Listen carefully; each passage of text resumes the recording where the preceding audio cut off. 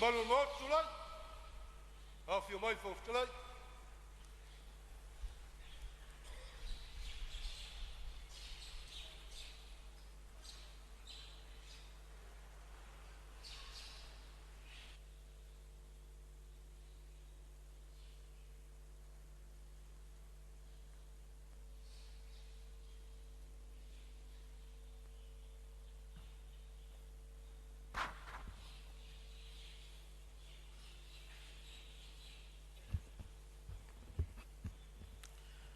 Tātou te talo. Se alofa lava ina asili le atua lo mātou tamā. Ua mātou tali tonuina i le nei tae au. A wasa whaia le malolonga lau Palemene, malou atu nuu le li ie i le pongi sao le po. Se isa ili so mātou malosi e whaawau ina i lo mātou vala awina i o mātou tiu te mawhai. Le ne ua mātou wa aia i le vani monimo ngā luenga mamana au a au. Ua mātou tari tonuina i le lau ele o lo mātou tofi lea ua e tuina ea i mātou. Ua mawhai ai o na mātou whemala ngā i le li i e isa sae si sifo mātou o sauti. Lo mātou ulu fale ma lo mātou ulu fafo le li. Whamalo whaftai lau tau singa i lau whanau i le ne yaso fou o mātou mau. Wa mātou ulu fale mai ma le le atoa ma le le mauti noa le li i. Ai mātou te whaatangisia le ngā luenga lo wanganga pa ia ina ia o ngā tutonu ia mātou whiriwhiringa e whai. Fofonga whetalai lau a whio ia i mātou ma lau Palemene le ne yaso. Sili la mātou whaafitai le taulanga o le whaolatanga na saunia e lo walo pele o Yesu ke riso le li. Ai le aunga o mātou tangata mo lo mātou tutu tau mamao ma lau a fio le li. Pa mangalo lau Palemene ma lo atu nuu ma tangata nuu o lo mātou nei atu nuu. Ua e lea i lava seisio i mātou e eini lima e mamā ma se anganga e mamā le li. Mātou wafe atu ia e alofangia le ne yaso ma le ngā luenga lau Palemene le li. Fa ato atoa mai e oe finangalo fe lafo inga a wale manuia o si o mātou watu nu. Mātou mana tua le tapua inga e au mamalu le malo ma le masiofu. Sui al fono sui tofia le li ie, le itu vai o le whamasino sili le li ie, ma le matanga luenga o whamasinonga. E muria ia e le ititi le au ngā i au whai ngā luenga o totofi le li ie. O lo lato nononi manu o Samoa i le langi la wafio. Nei o mātou maua se atu nu file mu, wha kerisi anoina o mātou tangata, a ia sili o na mātou fia. Mātou ngaluenga le ne yaso la lafo atu i la wafio, na ia tau manu wha moenga. Suafa manu malo o Yesu o mātou uole ma vala au atu aile. Amen.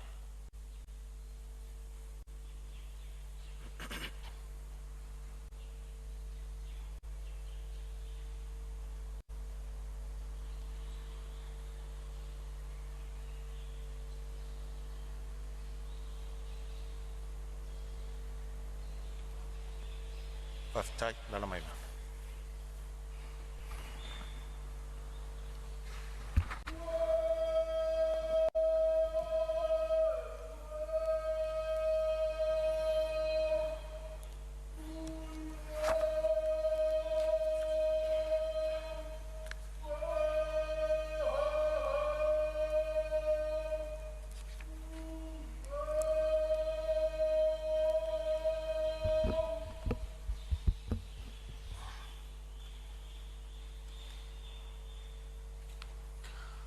O te whasisi latu a matalia nei tau alamanga le fono au whaitu la fono. O te whatalo whatu le nei tae au, il paia o le Palemene. Le fiola o fionga il Palemia, a fio minsta o le kabineta. A fio fo ia fionga i minsta langolango, le Palemene.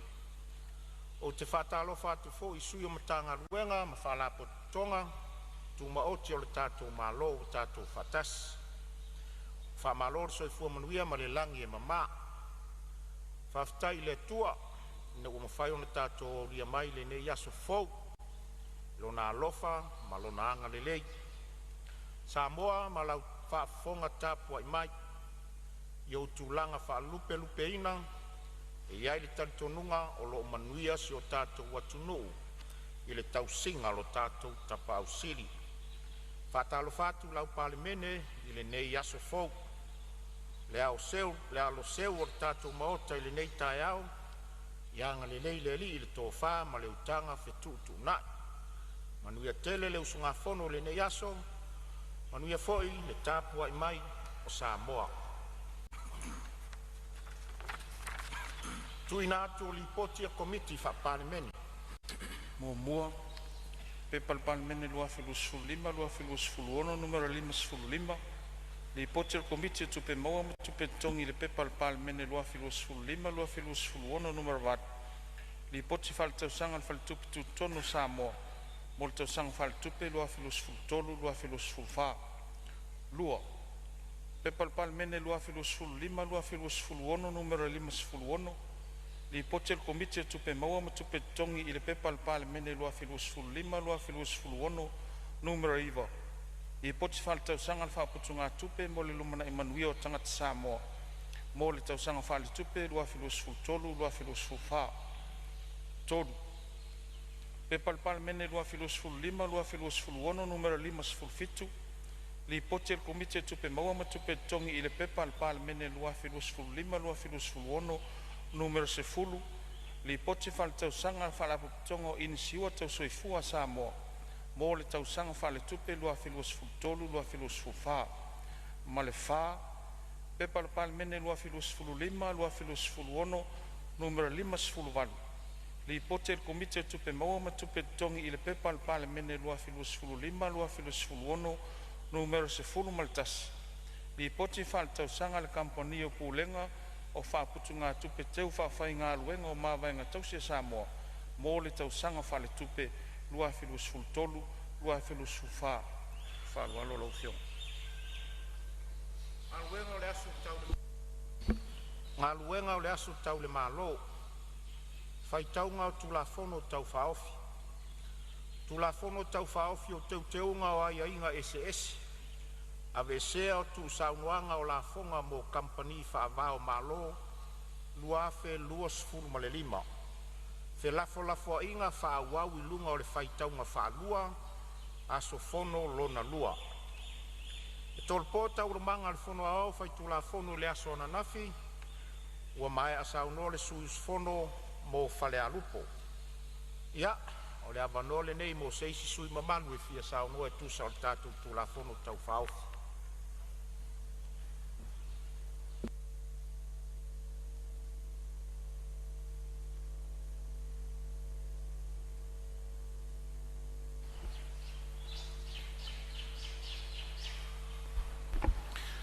Ia, leo mai tau watu a tutulai mai sui o le vai maunga.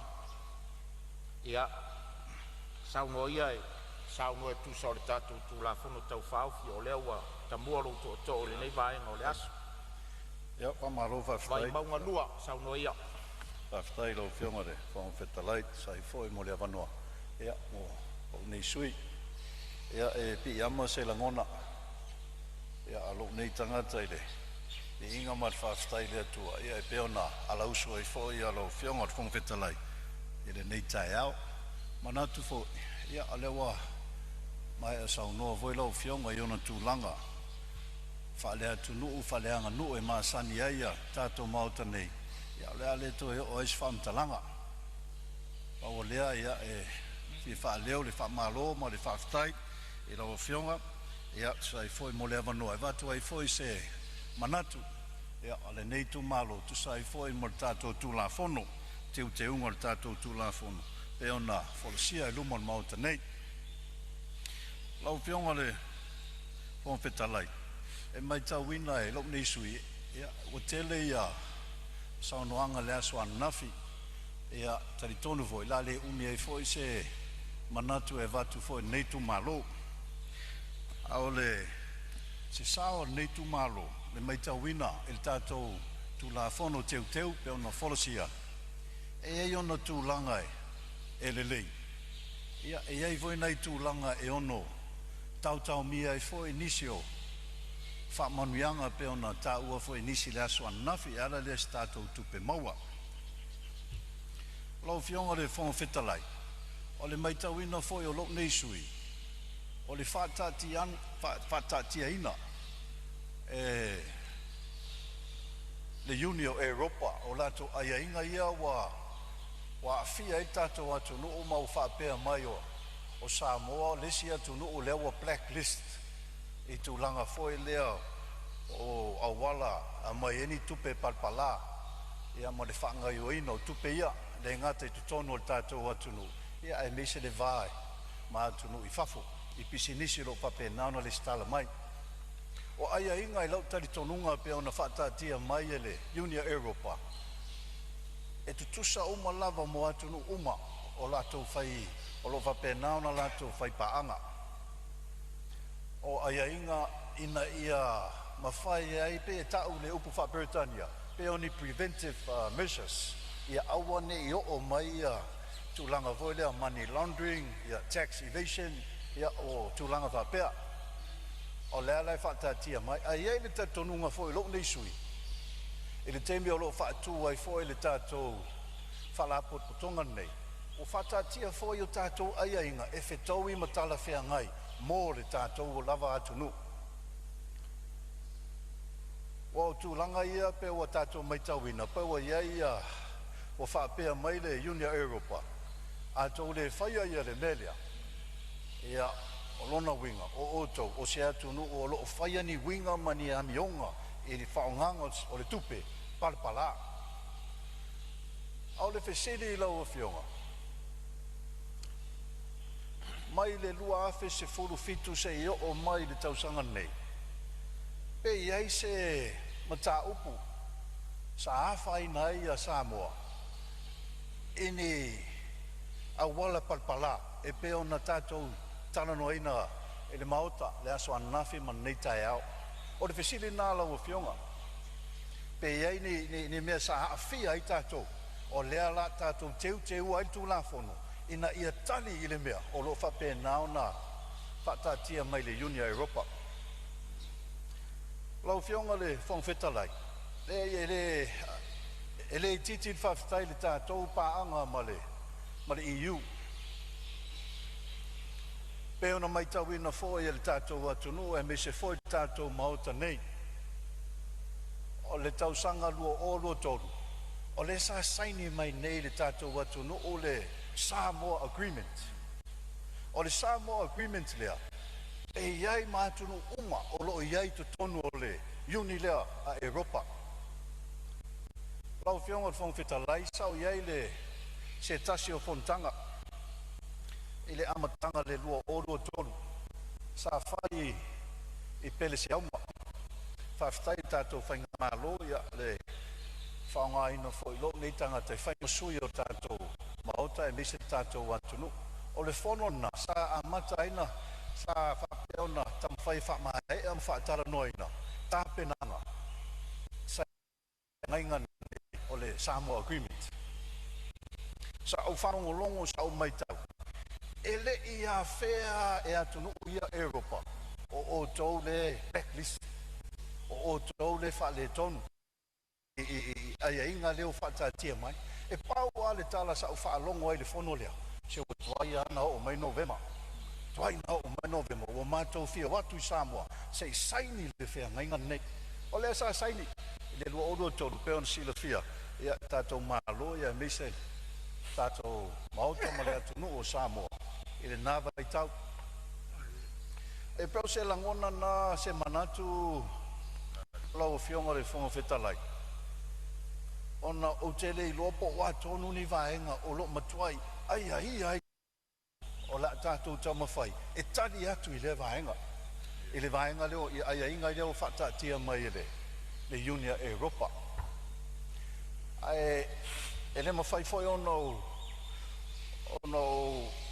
nofo ma tam whai mai tau atu nei mea lang o te tari tonu e le whai ngofie pe ona e voi nisi saunoanga le aso ananafi o valu tau sanga lei se mea na whaia a nga i le melea iai le tai tonunga whaftai wa iai nei tausanga ia se tanga i le lei ai ma wa ai pe tala whengai o wani a wala mori atu ai le whaftai fo i le pūlenga tamai tai pūle ma le whala potpotonga ai mo mori atu fo i lo whaftai lo whiongan minista o tupe o lo whapenau na anga i tonu ai tātou tū la whono lea ona iai a lau te tonunga e le whaingo fie e le o whaingo fie lo wa ai i lo wa ia tanga i luma tua au tafa se wa ai po lea se mea e le lei mo Samoa wa iai lau te tonunga mai a le teimi le sa tu sia i tātou atunu i lunga le blacklist lea o lo so longa ia ngaluenga ma whaatino ma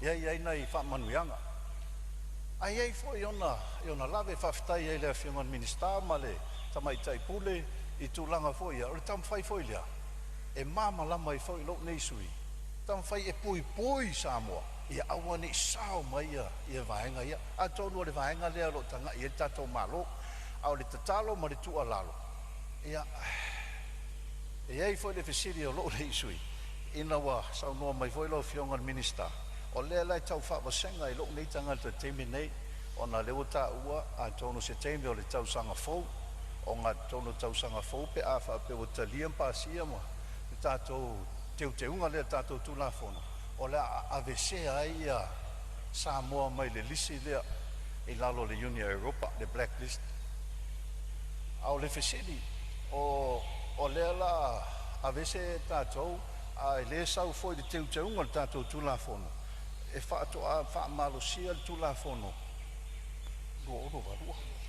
i le lua orua valu te le iloa la pe whawhia o na avese tātou ai le i whaamalosia le ia le tātou tūlafono pe o vaenga ia o le e whiawhisiri ai ia lo nei sui a le o mai tauina nei tai au o le la fo'i le o le la fo'i tūlafono i le komiti e la tau te whaatala noa ina maui i a tonu la mo wai fo'i sesi avanoa e whailoa i atua i fo'i le komiti e winga le tātou tūlafono lea lea lau whionga le whonga whetalai ia au te lei nofo i lalo mo mori atu whaftai lau whionga sai foi mo le whaaloalo le sa au ai foi lau whionga le aswa naf le ore lea malo whaftai lau whionga le ingoa matua whamanuia le atua e lau tu lai mai tofi minsta lau whionga taitai o tātou malo lau whionga parimia anga leile atua moa pele malo sitino ia me se foi mafau a wale tau aveina taitaia o le tātou atunu nei vai tau anga le lei foi le nofo a minista o kabineta minista lango ni mai nei tu ia e ole se fulu e ato ele lu fulu fai tu la ia al taitai o nei tu ia me se foi le sui taitai ma sui malu uma Palemene o Samoa ia ele anga leo le tua mo wat file mo tātou sauni atu e whamanatu le aso ia awale a whio mai o tātou ali whaola anga leile atu o tātou matunu ai me manuia te ele krisi masi matau sanga fau whaftai lo whionga mo le wanoa Ua whamalo saunoa sui o vai maunga lua ia ele krisi masi matau sanga fau whaftai lo whionga mo le wanoa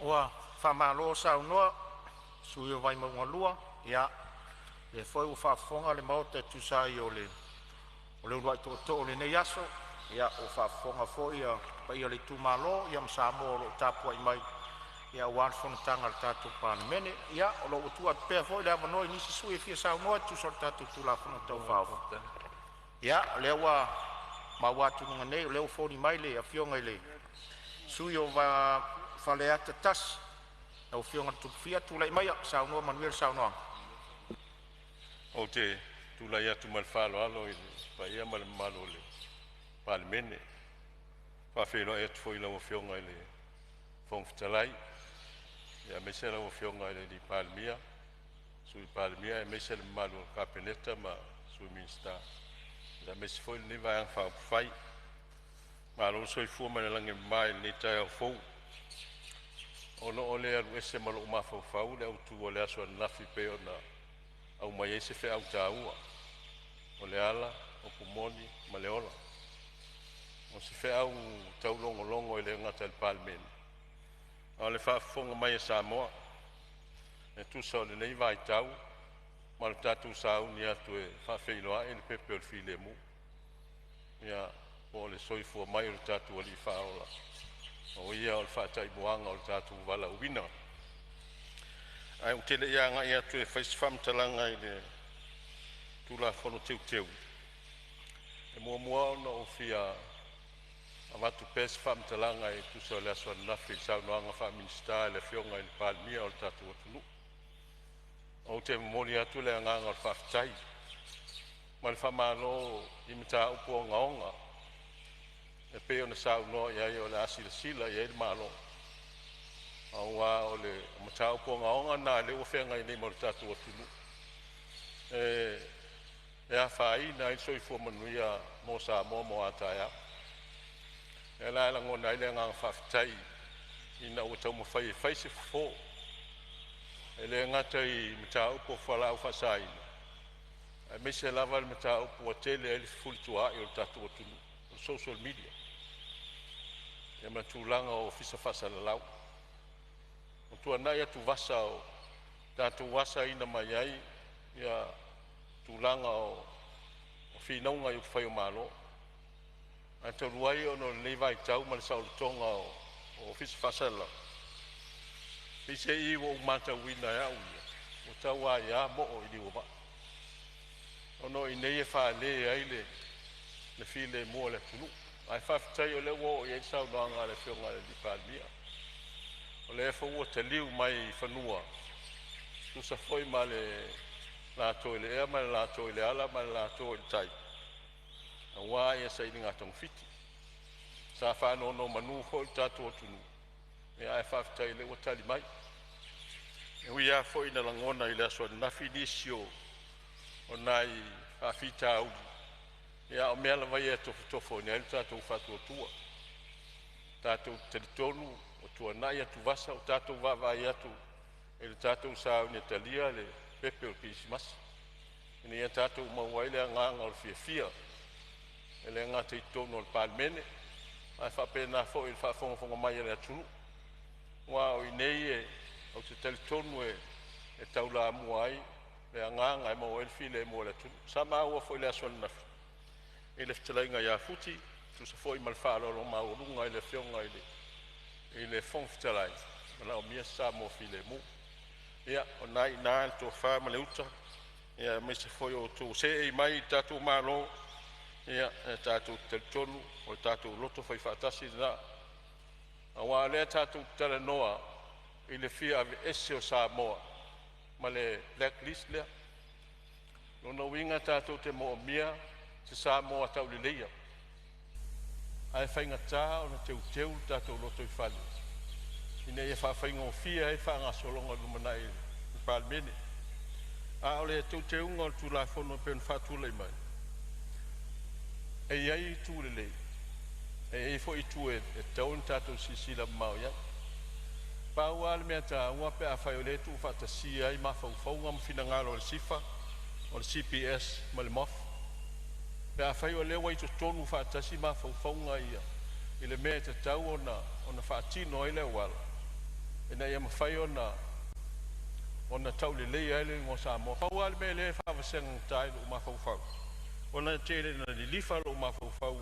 e tūlanga le vava ai whaamtau sisidi o le winga rau whaamtalanga pe o le ale mafua anga e whaapea e totongi lai sene i nei whaatino i business ai whaatino i whafo e o whaatino i nei Samoa nei a fia maua i tau maramanga wa o so spesisi la e whai e tau na whai lai sene o whaatino i nei ai le whaatino i nei lai sene o le whaatino i whafo lo winga rau whaamtalanga le whai o maru lai whaonga i nei o le ngō Samoa le lai sene o i business nei whai nei mea ane o te tala na wanoa whapea e wai ni ele stala i business e whaatino i whafo o sao ma le nei whaatino nei mea ane o tatu se ma le mea le tau i Samoa a matu lai sene e le atu e sisi a whaina o le tūlanga o tatu hei whana maa o mai Samoa sui whatua mai tu le vai maunga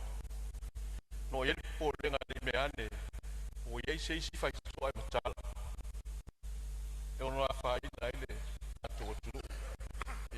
ia silafia le tulanga pe on tautalinga fo inisio tatou fonotaga ia somoae le mane londri a o tatou e maua o le tatou faatotou faakeusiaga e lē tulafoaina tatou e le atua e iai le me malosi ma le mea saʻi ona uiga o tatou e tele na mafuli o le tatou mafaufauga e lē o le mea malosi a o le mea saʻi o a le o tulaʻi mai le faiga malo o le faatuatua i le atua sa maua tasi o lona uiga e lilifa a lo tatou lagona e tatou te faatuatua i le atua e au mai ai le atua faamanuiaga mo le tatou atunu e lē se taimi o mativa ai pe fia ai pe fia ina tulou lagagana le tatou atunu la lava e tapena e le atua auala e manuia ai sa moa tatou mativa fesagaʻi ma le ala o le tulaga o le tatou nonofo ai ia o tatou aiga lava lena pe ia ona malia foʻi saunoaga foʻi le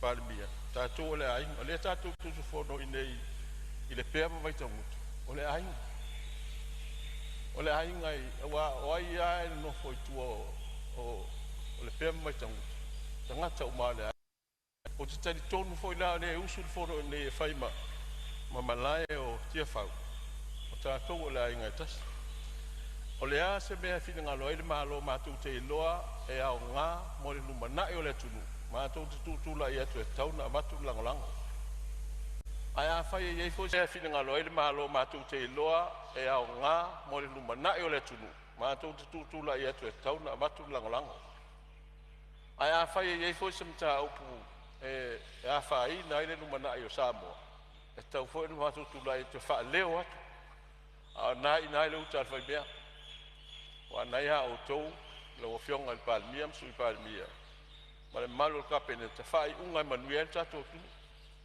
saʻualu ai le asoananafi pe o le atoatoa loo fiafia i le asoananafi ona o nai mea la iti pe ona faailoa atu ia ona ualu le lea na po fe atu le matuai tatiatie atu seʻi tamatamata i le agai atu i sa leʻimoa o a foliga o le krisimasi tateiloa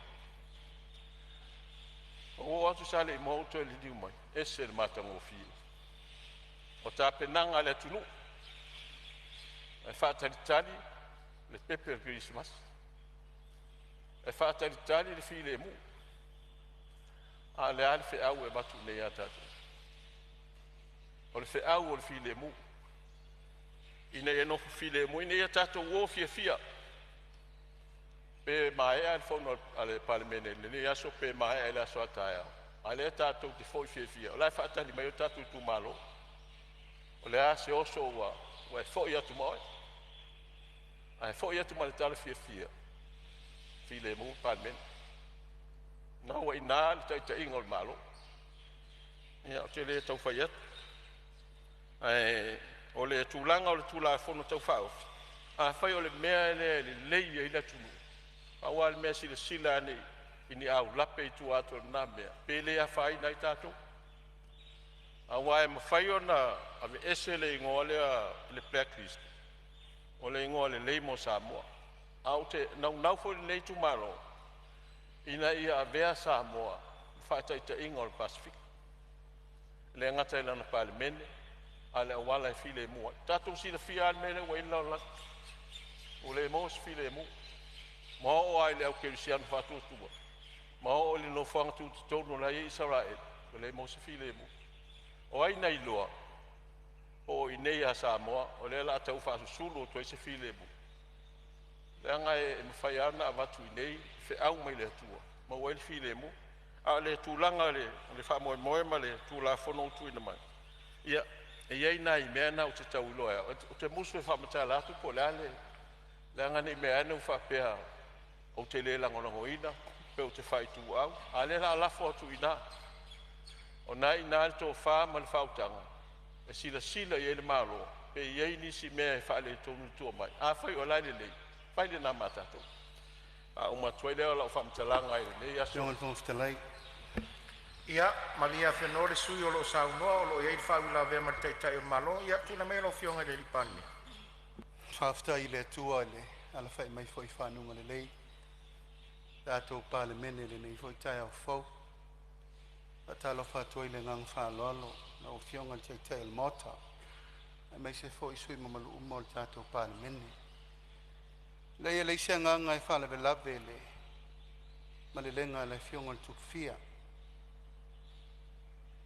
a wole mfaino no fo langa a o Sofia mai aluanga o sauno nga tonu nei o le tai au fo vo i me uma tato whanulonga mai se fo i upu ia wa fola le mauta o le tato vata pui ma le vata puia na o fionga le tupu fia o ele si a inga vesili a inga fia o Samoa mai se fo i lo tu lai mai le nei vai tau a wato finga Samoa ma le tato taimi fo i fuata malona lo tai malona taanga le fo wa fo la manino le sona na ioe o ti nga na no i to fanga ma ti nga na na ta musu ta mata mo ale wa sa no saol o fea fu atu ai le file mu o le tunu o nei le tato mota e fai foi la lo tu sa no mai o nei lo i te e fa pena fo le matu tar sangatu o to lo fangia to taita tu sa mau sa fo tu la fai e pa io le usonga tu mo mapule ainga famuina oferto fa tala fa solo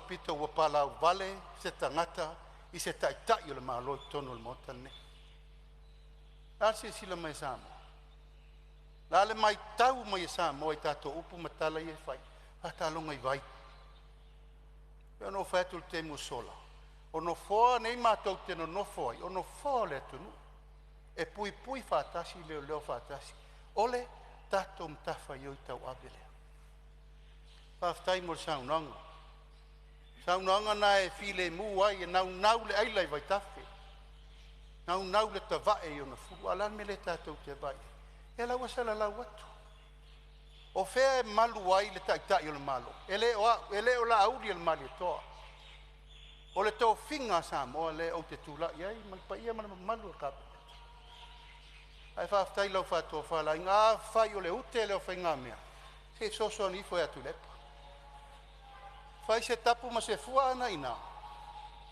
ia la to sa no mai le la to te tu la me ele se fai fu le ai folo le ono le mele al famuina e matua tu ina tu ya mauto umanei talo atu malenga ngafalo fai fo yo le na le nei ela o mal pepe ki disimas ai le ma faina mai me na u fiu e me tau na fai pui le tunu o ye malu ai samo malu ya ta au lau sa nonga fa stai fa lo ale wa sa no sa mo le ainga ulo ngafa mai ngafa mata vai mo muri vai ta ya e o fela te fai tatu ainga u pui no fai he o tale malu fa fo o tale malu fa u yo le ala o fiong al fong stelai ya sei fa o mat se o pu se stei ai fa stai mo sa no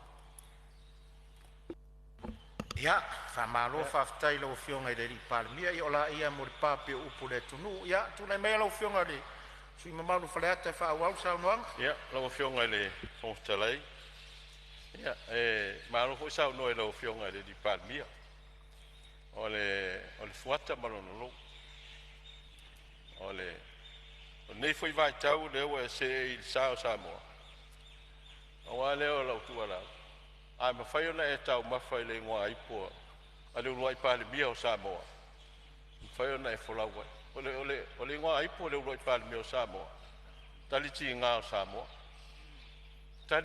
Samoa mai o tali tonu so tasi lava ve am Palemene e to fo ele me e ala fo no tu la ia o fa la au mal fa malu si au awa ai ni me tupu inei pe ha fielo so i fu po so i fu ole tai ole tuanga e tu ai na ngol malai ne e pui e faleta le ala tai mai le ngwa matua dana tsilfia ai fa tai mo fa tuanga ole nga fa tai fo fi fa tai o ia mana ia le tu malo ni la nga fa i tu malo le ni falata wala ai le ngwa matua le faitau ne ai e tu langa o matu tu malo faitau ne le tu malo al sa no nga matungo fi aftai ele to tele foi sa fam talanga o lo vole e fa fo lo le tu lo soifua e mo lo malo se lai tu tasia wa ta ingole Ia, sa mo Maria Fenoa lava le sui o sa no falata se tuati lava no le paria. Io sa le la sa no. O te lava folo ti ngao le tunu lengo le tunu. Ai o te leta lia le mafau fau ia sa mo. Pa wale. O ti nga umo le tunu e mafai na tau ave. A le mafau fau le fai me le tunu. O te leta lia. Nga na malfalo al. Alo faftai, ia, fa o mai sa no anga lo fiona tupfia, ia lo sui falata le to telefone so time. So fam talanga, ia. Tele lava me pe anu fai. O tele mana o e ta fea le au le fe au na moli mai e to in fa tonu la sona. O le ala o pomoni ma le ola. O le sa tauro Yesu. E le fai ngofie o te loe le fai ngofie o au se fu le las fu tau sanga le lo wafianga ini si mea ona lo wafi e ese le matui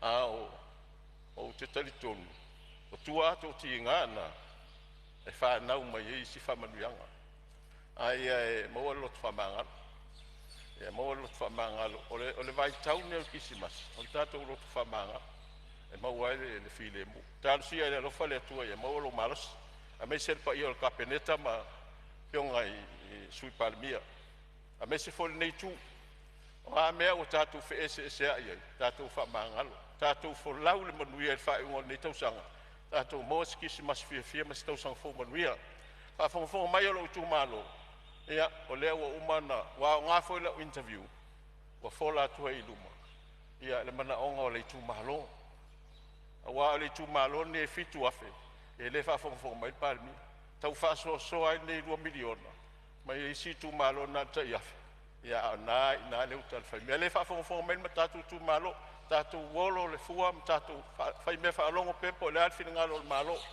ai lo fangia le tua e mau al tatu tu malo se ki si mas fia mas tau sanga fo manuia la o fionga al fonftalai ma pa ia pa mena samo manuia la tu fa fo mai.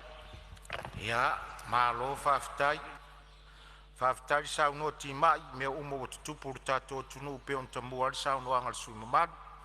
Ia fa malo fo lo finangalo fa lia tu saltato tu la fono tau fa ofi lo tapua i lo tu malo fa fonga fo i male mautino Palemene ia asa mo lo tapua i mai so se tu mo so se tafa le lalang ia wal fono so le tunu ia tu atu pele ava no te minei mo sisi sui e fia sa noa ia manatu ane fo le api fo ringa tanga tasia ia ai la le avea le ama e tu ua i le ava no e tu na tu sui mamag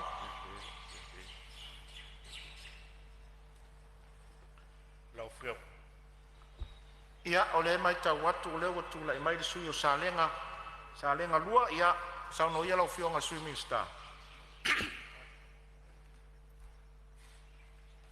Paptai lau fionga al fonftalai mo le mnoa.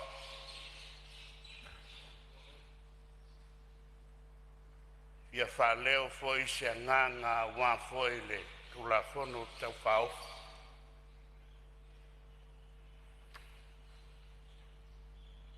Tulonga le paia ma le mamanu. Tulonga le taiao. Tulonga le paia i le maota i Petelema. O le maota na liu tino tangata ai le upu. Na liu tino tangata ai le lokou. Na liu tino tangata ai le tua. Le maota sa teu te wai le au afa le tua. Se to e feso tai ai le tangata ma le tua. Awa sa vale fonga va. Sa vai vanu. Sa masai sai le lau fai a le tua ma le tangata. Le tangata fo mano. Le tangata fa sausili.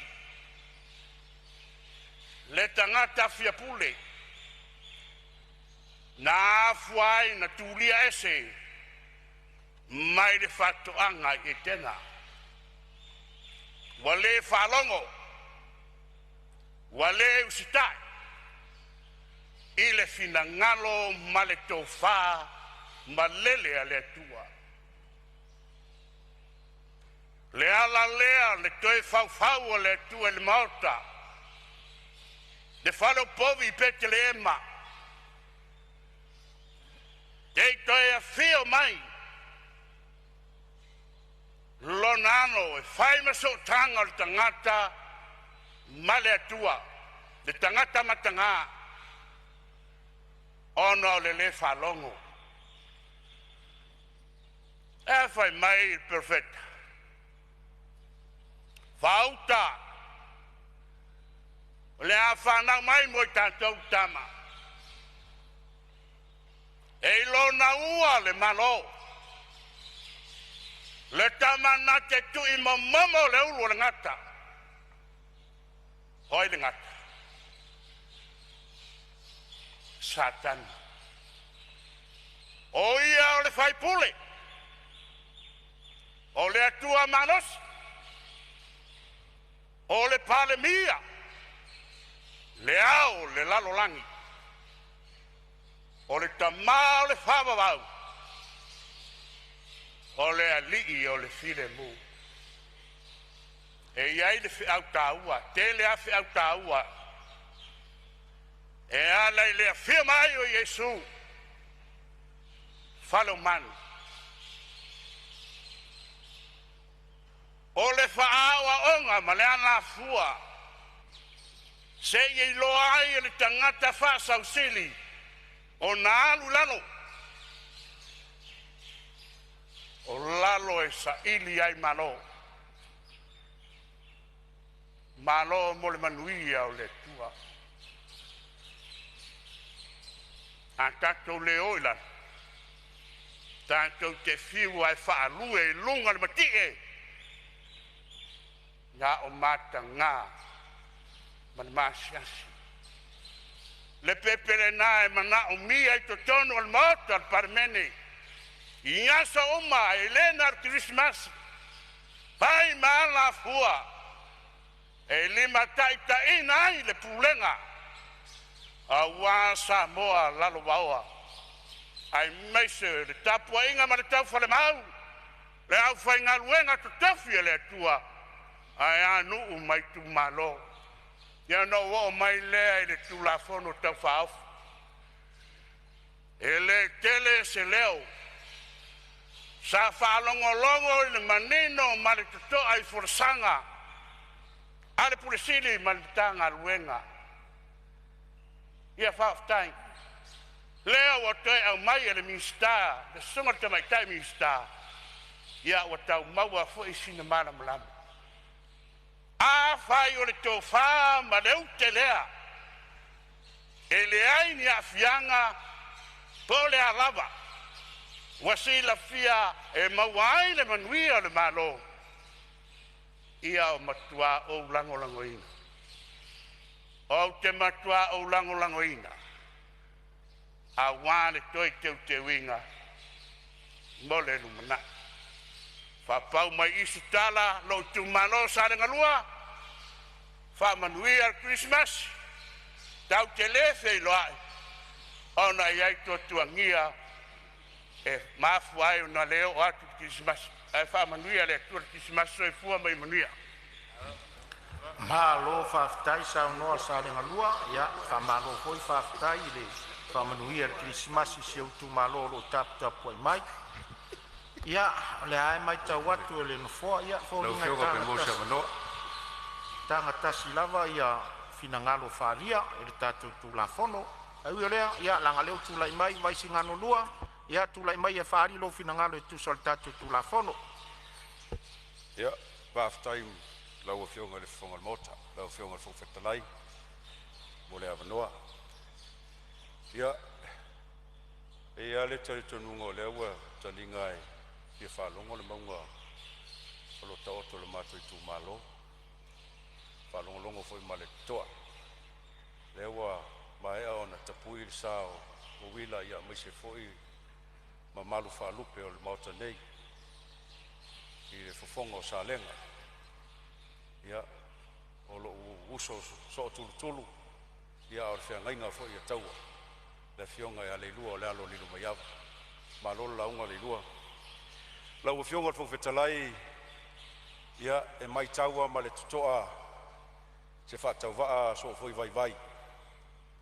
Ia apo a si o matangi, ia ma whaitau ngalu e peo le tala e whai i maota le whale ana.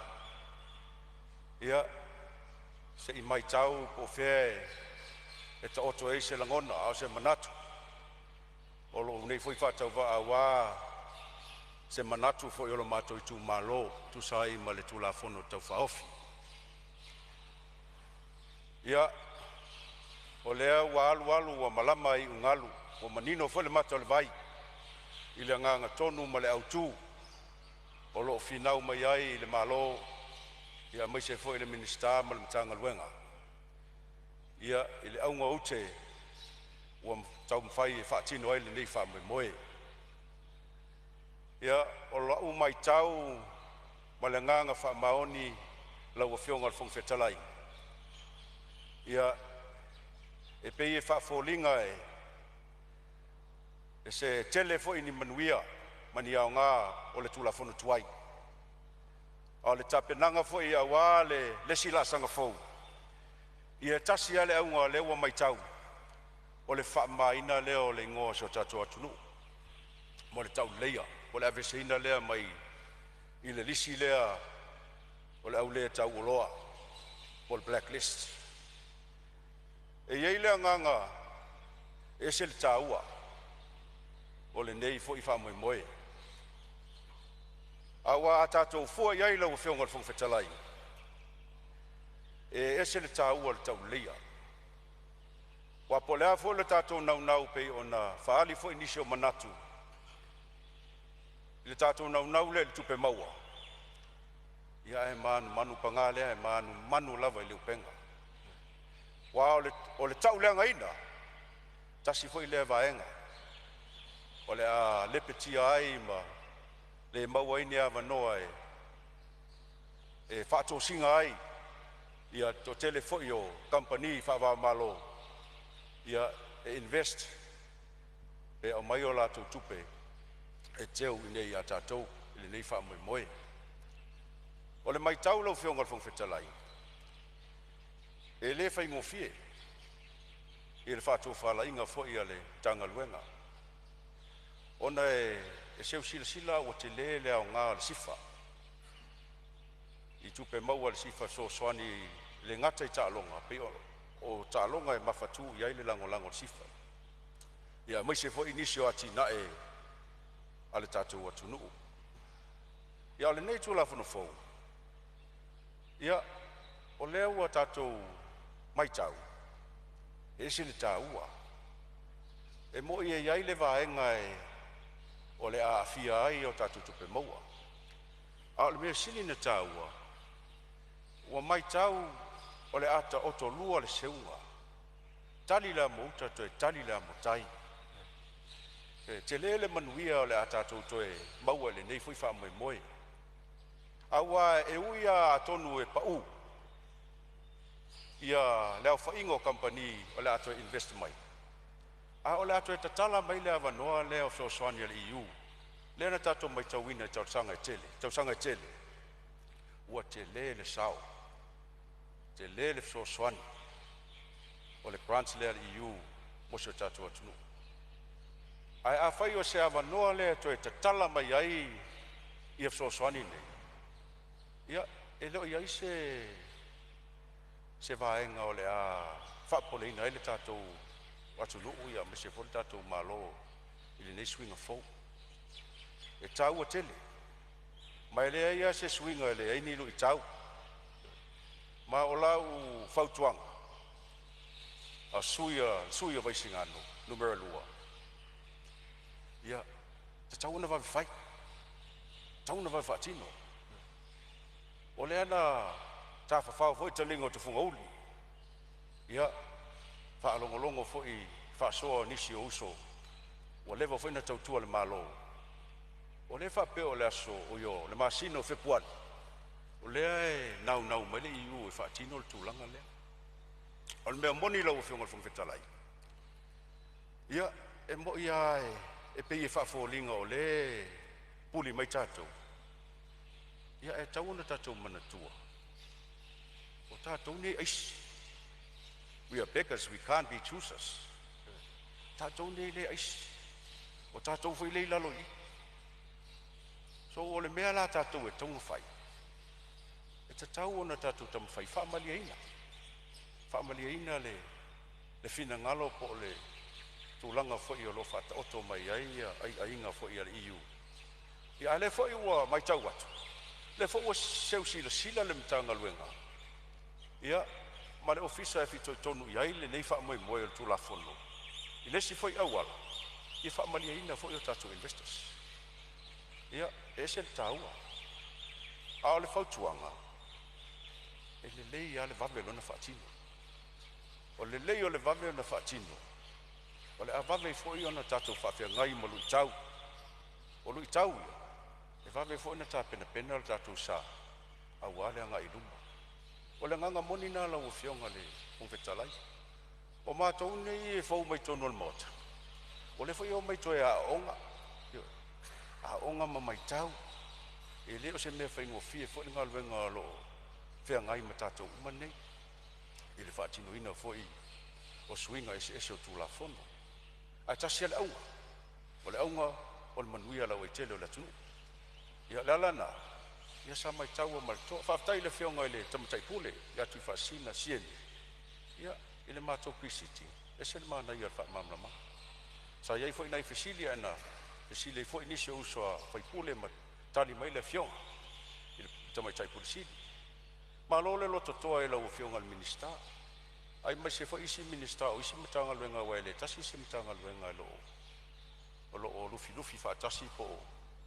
Lo fa pena o na militino o le whaatinonga le nei wha mai moe. Whaatai fo i a whionga i pulisili. I ali i matamai tai pulisili o matanga luenga ese le malo. O lo whawhia ngai ma le nei tūla whono. Tau whaofi. Ia mai se mai pūlenga ma le o whainga luenga. Malo le lo totoa. Malo fo le whinau. O lau nā mai tau lo whionga le whangwhetalai. Ese le tāua. E lo ia i se vaenga o awhaina i tātou. E pēa tātou fua i tua, toi fua i ruma. Ai ese le tāua le nei wha mai moe, ia po le nei fua i tūla whono leo e tau whaofi mai. Ia mo le anga i ruma o le tātou watunu. Ia lau whionga whangwhetalai. O se langunanga o lo i tū malo, ia e lango, ma le se lau pasene i le nei wha mai moe. Alfa utuanga na, taulona whai. Taulona whai. Implement, ia, ka pingpenga la i face challenges. Ia challenges na ngai ke le ai le avanoa kako ke improve ai. O ani mea le lei, nisiwinga le lei. Ia whapena na tangtanga i ai, o tau nei wa whaaloa ina e le atua. Ia, atu wa whionga i ali i matamai taipule, ma matanga luenga i se le malo lo whea ngai, ma le nei wha moe moe. Se te lel me alofa le atua na e o tau malo whaftai. Ia, pia o tu foi se tala la ufionga. E mo mole tu ile nganga whaftai mo le wha moe moe i laso an nafi. Whaftai atu i la ufionga i le whangwhetalai mo lo i tu malo, a inga le tai. Le awa, wa soota i ao le mota nei i lato pule tō, o misi e fo i le tau whaaloalo o maulunga. Whawhetai le pule, whawhetai le whaaloalo. Ia, o le talo fo ia vaisi ngano ia. Whaatumu tumu e le atua ni mea o whaanganga o ina. ono lo tau seu sila i tapa au o le tātou paia inga. Ia mai se fo i mātou nei o sui usfono. Le aia sesi e le i o iai le whaaloalo anafi. I mo le tuele nganga whaatai. O le whaamanuia i le tō whāli ngō matua. Lau petalainga ale. Ia alo ane la ia e whaatino lo tofi. Ia i le whaamanianga le atua i lau petalainga. Wa vea oe masui o tātou nei o tangata whaleata. Lea whio atu tukufia. O le tapa au e te tausi. I le wangana momori a mise lau launga ale. Ia, o lau whamanuia na ia o te tama. Leo whamanuia atu urungia. Ia, mise foi sio mātou ainga sa urungia. Wātu le whio lalo le mahi toa. O lau whamanuia na sio mātou nui vai moso. Le sua mataia ia mise foi la tai o uso i ngā matua. Ia tō maanga o une ma manu le leua. Manuia lau turai mai, lau tō wha ale. Ia, lau whionga fo whetalai. O leo wa whaatili foe mo le ai. Ia, o tū lata foe le vai waa ai. I le si upapa a wale tatu whalaunga le nei tausanga. I leo le nganga. Ia, tonu le lao le nei lea. Ia, e vea ise leo whatau waa ai. E moli atuai le nganga whaafitai. I pa ia maawalunga o le tātou Palemene. Lau whionga whawhetalai, a misi whele whionga le ni Palemia. Sui Palemia le kabineta, sui minista. Ia, misi foi ia taitai o le tuangai, misi taitai. Ia, e whionga le sa whapito.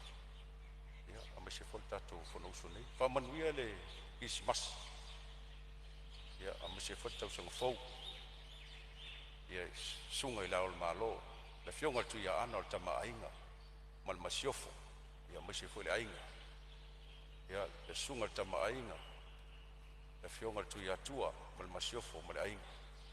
Le sunga le mali toa. Mal masiofo, ia mal ainga. Le whionga foi le papa, mal masiofo, mal ainga. Lau whionga le li Palemia. Siu fale tua. No whaalo, mal ainga. Ia, whionga foi i sui Palemia. Ia, whionga ia Tailupe, ma le whionga ia Mulipola. E whapena foi o luai. A whionga i minista. Ia, tau whaletua mo tau ainga. Sui minista.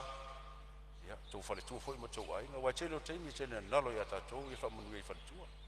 E tele ana whaaleo ana o tātou. Ai ngalo tapua inga ana i whaletua. Ia, o lea tapua i mai lava lo tau ala whaiva. Ia whapena foi le tu vai. Ia, le whionga taitai le tua ngai. Sunga ia tu le epa. Ia, lona whaletua me se foi le ainga. Ia, lau tu whala wofo lau mua tu ia tua. Ia, whaletua mba ainga. Ia, me se foi sui mamalu mo le tu vai. Ia, e leo. No foi ia na fo le whionga sa whapito. Ia, mo le toi foi le whamanuia. Ia, kisi masi ma tau sang fau. Ia, me se foi ia le mātou au waa le au tuto tasi. E nei le whamanianga le tua. Whamanuia le tua i whatawhaitaulanga uma. Sunga taitai o i Kalesia. Ia, e mai se foi so se tō vine. Ia, lo whapenan tau wa suina ili po vai o le ola. Ia, whamanuia foi le tua so i tū malo. Sa taua maainga. Ia, mai se foi so mātou nu i whangsa. Ia, iai le anga leo le tua i. Ia, tapo inga pai a mise tapo inga fau papa. Ia whamanuia le tua le alwhai wātu le tātou Krismasi. Ia, le tātou tū malo. Ia, toi o seama o na e leo tō whatamaswali. Malo tapuai, ia o te talo. Ia sina pele ngalo o le tua. Ma i te au whanua lalo. I le anga le lei ma le lofo le tātou tapau sili.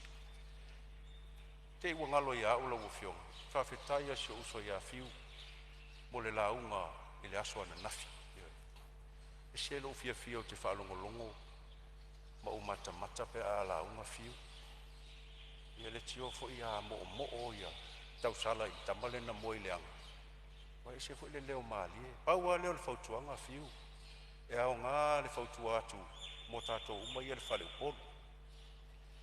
o le sivaloa ma le faataupaia Samoa e tatau ana so taiao e lē na o puleono e lē na o tumua o le foi ai le tapuaʻiga a fale upolu o tofiga Kia o wailupeina le saunoaga le sunamalu se ia lala mai lalo le sui o le laavatu le soasoani foa ia sau le faalavelave o le maitau atu o la folifoli e saausi le saunoaga vaisigano lua o le mea muamua e faamanatu atu o le fofoga fetalai taluai o tatou tulafono tumau i o tatou liʻoliʻo e lē gaga vale le faamanatu o le fofoga fetalai suafa tāua o lo mamalu o le palemene suisofono a o tatou tulafono tumau faaleo pea le nofoa o le itumālō le aga o le suisofono na filifilia mai le itumālō faamanatu atu e tusa o le saunoaga le taimi o mavae sa e faamāloa ia le ilua le lauga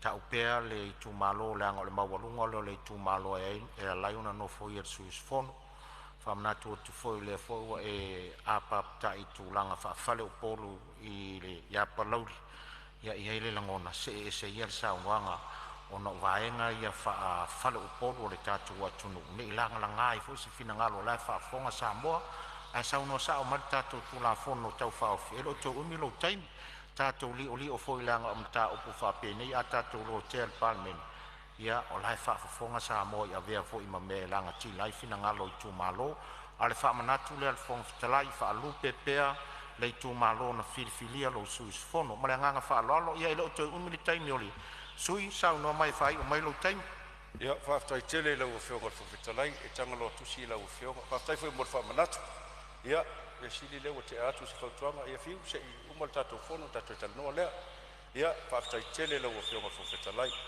avatu foi le faamālō i le mālō ia mai se foʻi ia matagaluega loo faafeagai ma lenei foi tulafono tau faofi faamanuia foi le atua ia i afioga foʻi faamasinosili ma le presidene ia gasega foʻi faamasinoga ia ma le mamalu o faamasinoga ia faatini se faamatalaga faamanuia tele le atua i lau afioga le fofetalai o le mota ma le faletua ia ma le nofaala mai se foʻi le ofisa mamalu ia o le tatou ofisa o le fono ia le failautusi ma le sui failautusi ia mai se foʻi lau faigaluega le tou fitaituga ia lii malu foʻi le malo tautua ia agalelei mai le atua i lenei foʻi faaiʻuga o le tausaga ia faamanuia tele le atua ia o se lea ona vaisigano faafetai tele lau afioga o le fofetalai malo vaisigano le saunoa ia o loo faafofoga lou itumālō e tusa e foʻi le tapenaga faamālō saunoa ia e manatu le fofoga fetalai o le teleai o saunoaga o loo iai nei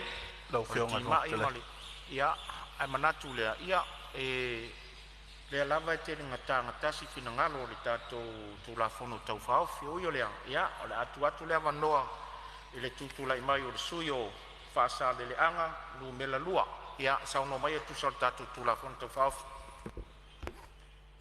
e muamua na momoli le agaga le faafetaitele i lau fioga mo le avanoa ia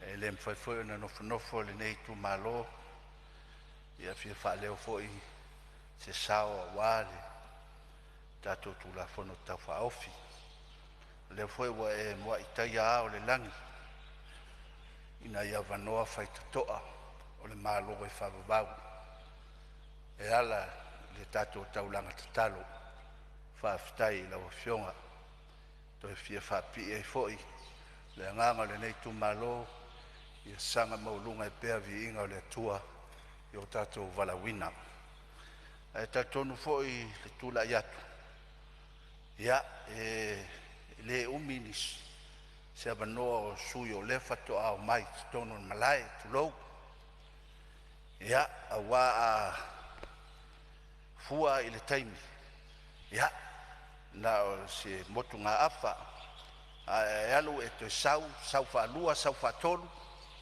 ia amata o loʻi nana e masani ae o le avanoa faaaulo mai lava i le asogafua e faalogologo mai tau le aso ananafi tele folasaga e maise foʻi i latou o tomai numela ia ma pokalame ia o ina o mai nei tai ao ia ele nofo le nei tu malo e sili no whaafitai i le saunoanga le fionga i le Palemene i le asonafi whaafitai le fionga sa tau tuli loa ina ia po le a tonu ale aunga o le whamoemoe le tulafono o le me mua whaafitai le nganga moni o le tulafono ia vesea le ngo Samoa i le lisi uliuli ia lua ia uiana ia Samoa i le lisi uliuli a lo o solonga le lei foi sa no manino foi le taitai o le tunu i le fionga Palemene le sa nafi na mawai ni manatu le nei aso ia e tapena ai tai au wa ele lei mo tatou le aveseina o le ingoa ia wa le ai asi sui le pele le ingoa Samoa tatou foi e tofia te tono le Palemene tatou foi ia ia o tatou ainga e pele foi ia tatou o tatou ainga mai se foi suinga le nei vai tau ia o le ia i tua mani nai whaafitau ia manino foi whalongo i nisi o sui le asona nafi ia pe ile afte na iai ma i latou o le inivesi mai a latou seleni e taiane o mafanfana foi le nei tu malo i le saunoanga le taitai o le atunuu ia e tele awala e mawai a tatou seleni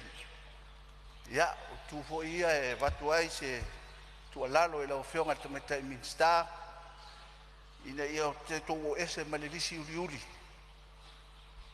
ai wale lei ai vea i tatou se tunu o lo teo mai ai te unga tupe nisi tangata e te tele ta mawainga ia na vea i foi leo tatou masisi vaenga watu nu e teo ai ni tupe fai a soli tu la fono o ia uma tu alalo atu ia ta pena le ai waftai foi le tamaitai ofisili e la to vuisa i linga au tu ia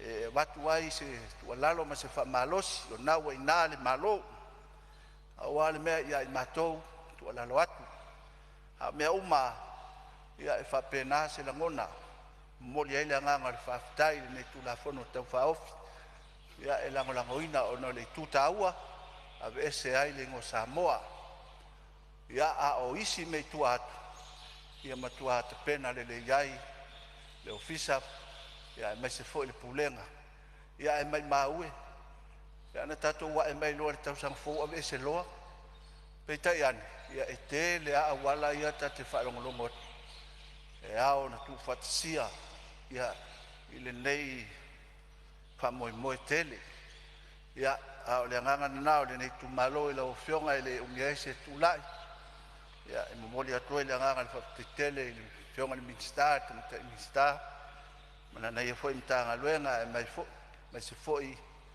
ia nisi o mtanga luenga o ngā lurue whaatasi ia mo le nei whamoemoe tele ia e o le nganga nanao tu lai atuai vai se sao le nei tu malo ia o se avanoa le nei foi mo lo sui e mo le ese whaamanianga a pei foi ona mo le avanoa le fionga i le Palemene i le asonafi e whaamawhanwhana i foi se tasio tamaitai minsta ia i tūlanga foi sa iai whaamasinonga ia msalo au lesi sui sa i whaamasinonga ia mo mua no whaatai tapua inga al Palemene mai se lau fionga taitai o le tunou fionga le Fonotaga mai se sui manu mea nei o whamasinonga e leiloa e latu awa ifi ai tulok a e le whaftai ia o le leo le nā nei tu malo mo le foi le nganga le whaftai se o tu malo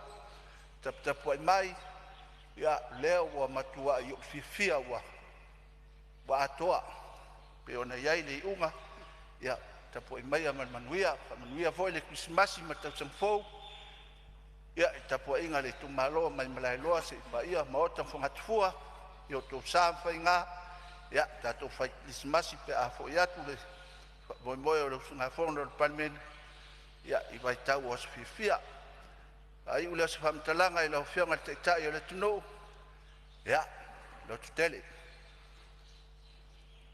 Tai le tatou sa. Mo foi lo malos. Talo foi. Walo sa ili ngamtangi le foi mai. Ia, malo fa tai sai. Ai se me ato toa. Mas se foi le wasa se lua i lua fionga su tai. Ia, mas se foi le mamalu le nai tu al vai fionga i minsta, ia mas foi minsta lango. Mas se foi le nei tu manuia atu le Krismasi ma tau sanfou.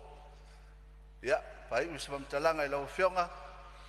Ia, pa manuia le Krismasi ma tau sanfou i lau fionga le fungtalai, ia me se foi le sui fungtalai. Ia, se foi le official fono, ia ma le putanga luenga. Ia, o le na e lango atuai, ia le tatou whaamoemoe le nei taeau le nei kula fono tau whaofi. Ia, me se foi o wainga, ne ingalo ia te au tapuinga. Ia, a malo whaftai tapuai. Ia, manu ia tele le ngā fono Samoa le nei taeau le Palemene whaftai mo lo noa.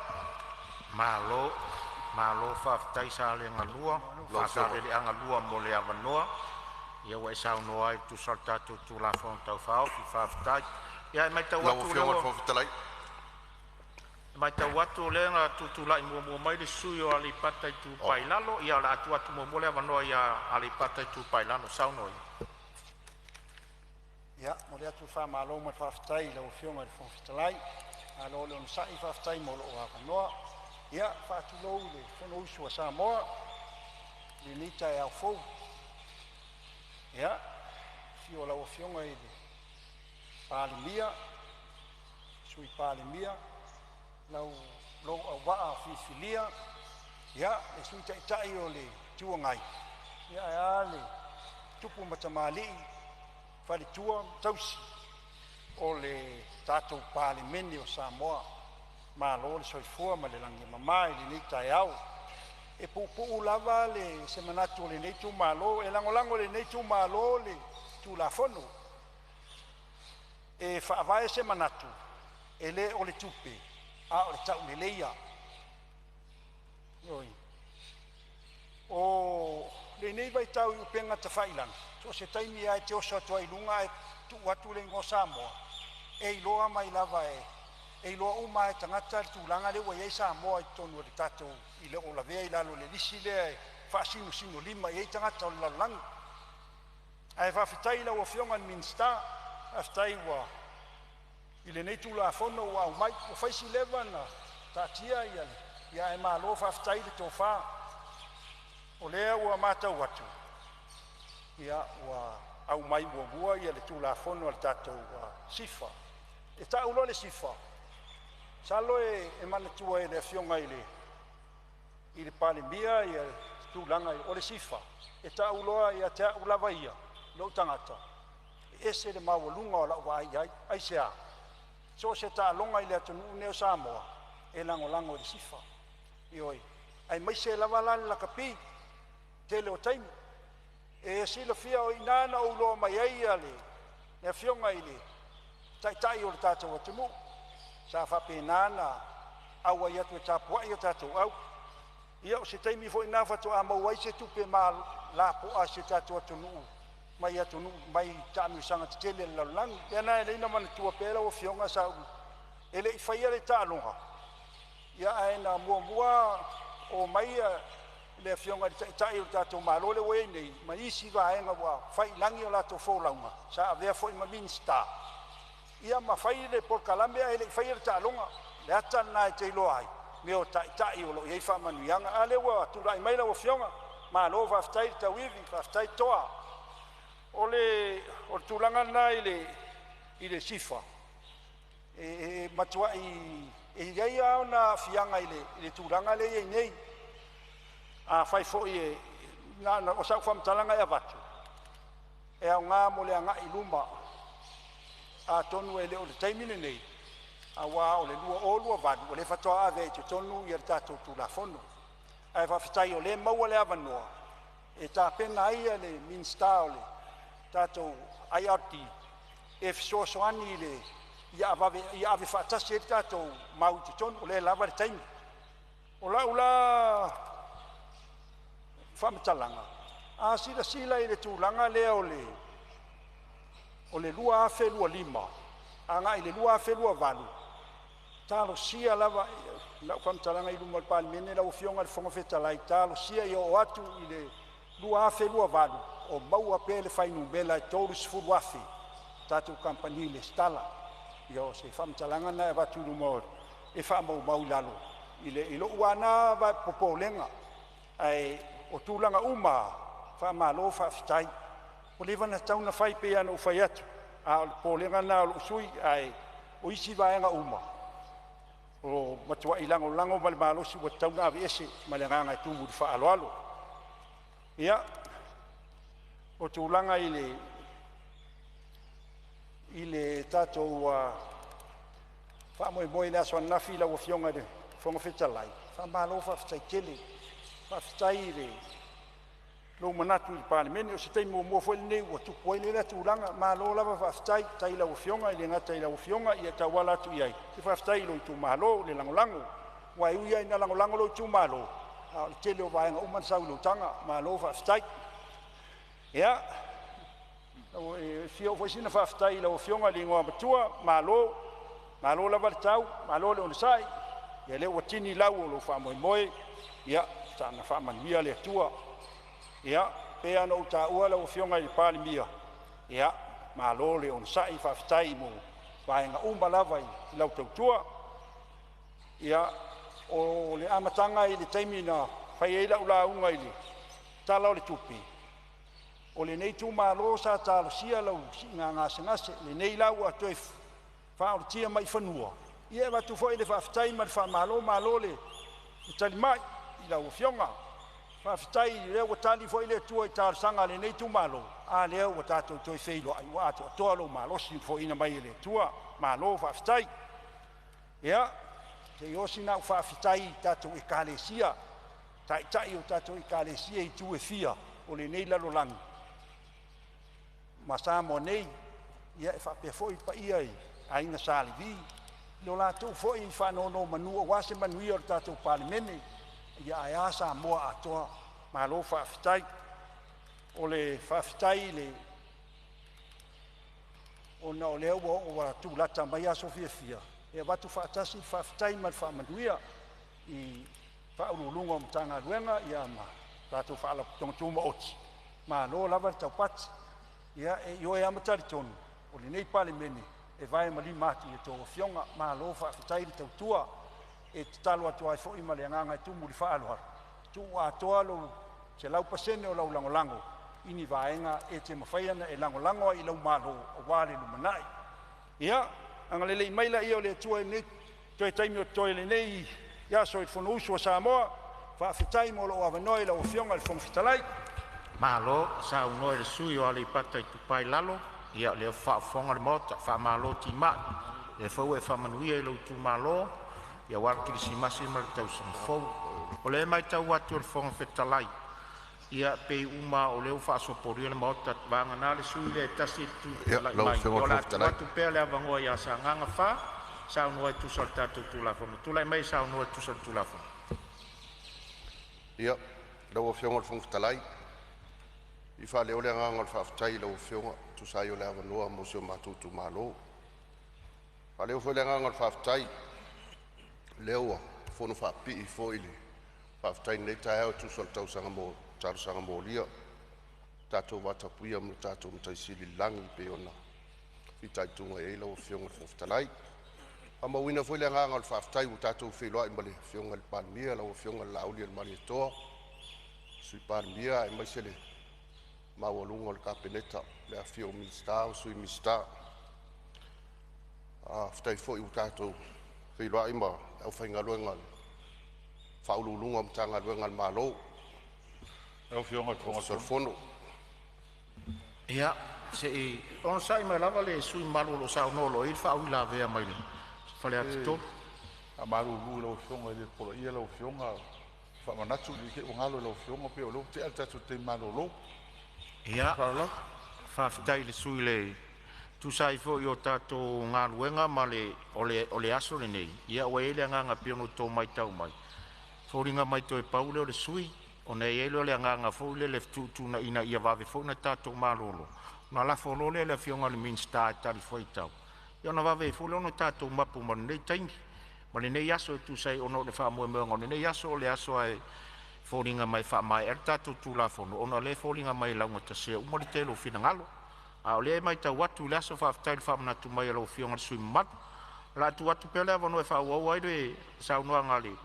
Sui mamat. Ia whaftai lau whionga le whongwhitalai. Ia whapenga se la ngona ni tai au. Tālau whatu i ndai tū o le mauta i maulunga o le kapineta la whio mista, sui mista. Au whainga luenga tofi o le tātou mālo i ofisili. Ia lau whionga le whailau tusi o le whono. Malau soa tau, ia me se fwoi le pai i maulunga o le au whainga luenga ni tai au. Ia o te manatu o lea ua. Sa ausi lava le tō whatu o whala inga sui ma malu o le. O le mauta e tusole o le tulafono. Nei leo se langona o sanga o wha. O lea le toi taltala i tua so matu langona. E pau lava le ano liu o le tulafono e peo na mai tau. O le avesea o Samoa mai le blacklist po le lisi leo whapenao na awhia ele ingo o Samoa. Ia o whaalia foi nisi o finangalo. Ia awhianga mapopolenga i tupe mau al tatou malo i tūlanga o le avesea ai o Samoa. E leo so mātou langona. Tu sai o le mātou pre-sitting na whaia le asunga fua le wholesanga manino al tamaita i pule. Mau ai se manatu. O lai nare tō wha, leo foi o sa unoa sui mamalu o le Palemene. Ia a fianga ma tūlanga o Samoa o iai pea whapea tūlanga lea le tatou blacklist. Ia o le langona la sa fa ni tai au le fa umia sa matu fa mtalang ia la o fionga min sta ma lo au va na tua le o forsia ma me le fa ngo fie lo tonga wenga le liwina ya le tula fono nei pele anga le leile tu le tu fa tu fa la inga wa se manu o sa mo e tu so ni tula fono ta ua mo pele to fa tilo ai mo le manu o sa mo ya tu pe mo ia mai se fo yo afianga o tatu no nei tula fono no le maua tilo teimi o le e ia ala ngona le fa kolone i tono tunu pai tau a fia e lato fai unga fai e mai sel tūlanga o tatou tama a inga ia la yang tupe maua ia mai a fatu mauina pele a lofo al sifa i le tatou yuni la kapi nei te wa vel vaenga lea ia le o sau no foi ni sui ia alo lofa pe fa wau do to wanga le leila kapi e tu so o vaenga ia io le matou whamtalanga lea, a me fo nei ava noe. Whamanuia tuai lau, talainga le, ngua matua, lau tō whaale mo lo walawina. Io se uso fata, io fai foe masui mi star taitu malo, tatou wano fwai, ia nga leile atua e lo walawina. O se lo tō wha wa foile. Ati nai o Samoa molon manuia mo le anga iluma mo tangata. Ia lau o fionga le whongwhitalai fia whaleoina foi le nganga le whaafitai e tuso le whaaloalo i le asua nafi ua maulunga lau whaaloalo whaafitai. Ia anga le leila le atua i lau o fionga le Palemene lau o fionga la auli le Malietoa. E le tele o whaafita auli le neiva i tau ia o winga lava i o le soifuanga tatu iai. Whaafita auli e tau amo lava e taitai. Ia anga le leila atua i lau soifua maua lo malosi. Lua fionga i sui Palemene. Ia maua lua tō whala lango a wāta ua veina o seo tātou mālo tō a fionga i minsta. Ia maua lau tō wha, pe naona lango sua. Ia wāne sa moa malon manuia ma le tapua inga o tātou tū mālo. Maua fo ele mālo si o lau fionga le whailau tūsi o le whono ma lau soa tau ma lau au wā. Wāle tau tua ina o le mauto sa moa. Ia ala au whainga ruenga le nofo a Puresili. O le sili lango ma le mamalu la whainga luenga al tatou malo lo lima tamatau iai le fono mamalu o Samoa le niva i tau ia anga le leile atua i o tō tofi matiute ia liu mai le nei tua le vai manuia foi se mātou taitai le fionga i le alo le Malietoa ia tu le epa lau o fionga le sui taitai ia mai se foi sui fai pule umo le nei tu anga le leile atua i uia ina le ono foia le avanoa le no fō le fionga le sai fai pito ia anga le leile atua sui mamalu uma foi ia ma uso atuto tas ia anga le leile atua ma moli atu lo tau soifua i se kerisimasi manuia ma se tausanga fou fia i le anga le leima le alofa o le atua ia lau fionga le fongatalai o le se tu malo lo tapua i mai le o sa ngoa tupu fia o le tu malo mo mua le o lau Christmas ia faaftai le atua lo tau tapua inga o la ngona nao le loto fia ma le loto faaftai le li o so tu malo o la lava faafita uli ma tulanga o lo iai e o la fia lava on tangata o le melea so tu malo e ia on sa i mai tapua i mai o le lava e le ai stu langa le ta oto le ai le fainga faavai o tato fon faavai e se taimi e fina ngalo fo le tato malo ta oto i lang tonu tu langa tu ia e tapua i mai le afio ainga tolu lau fitalainga lua atua ma malu le fal tolu ma le ngau tala ia fa pena se langona e me se foi lau fainga luenga tofi le atua so se fata fai taulanga i tonu se o tato tu malo ia hanga le leile atua i lo tu soifua ia fa tu mawina pea le tatou fealofani e tusa o le polo inga sili o le tatou faaola mo i tatou ia o se lagona na o lenei tumālo faafetaitele lau afioga le fogafetalai mo le matou avanoa malo faafetai saunoa le sui mamalu e iai le manatu ia sa fetuutuunaʻi ia foʻi le faaiʻuga lenei aso ona e iai le Fonotaga foʻi masani e le kapineta i le itula e tasi ia o le itula fu le faamoemoe ai ona i lo le manatu o le palemene o le a tatou malōlō le malōlōga masani lenei aso tusai o le tatou taumafagati ona tatou foʻi mai lea masalo le tutulaʻi mai le sui o sagaga ia ona tutulaʻi mai lea o le tutulaʻi mai le sui o sagaga muamua ia ona lafo atu le faaiʻu mai sagaga muamua toʻatoo lenei aso ona lafo lo lea le malo ia ona tou faafoga mai o lo fetutuunaʻi lava le fogafetalai ona o le kapeneta foʻi mana Fonotaga e masani ai le tasi le alue nei o ia o lea ia o te faasisi latu o la faatatia ese galuega le mauta mo lana malōloga masani o le taeao